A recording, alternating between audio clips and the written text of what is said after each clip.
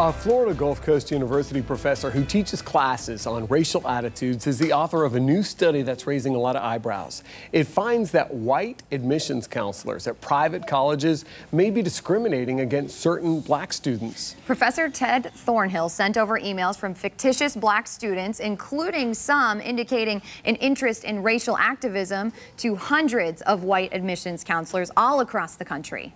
4 in Your Corner's Carl Fortier has been sitting down with the professor today, and the professor says the response to his emails where he was posing as a black student indicates a lot here. Carl? Well, you might recall that Thornhill began teaching a class called White Racism here at FGCU earlier this year after several racially charged messages were found on campus. Now he's hoping his new study will lead to changes in the racial makeup of student bodies across the country.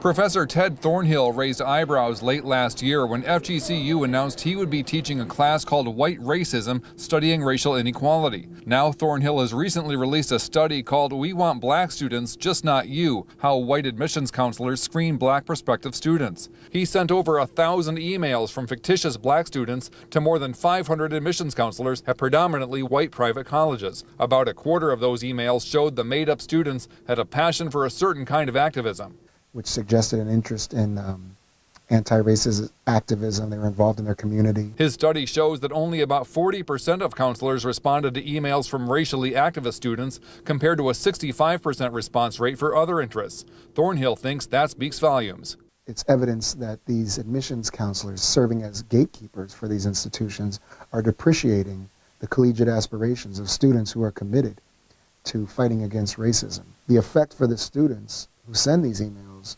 is kind of a slap in the face, I think.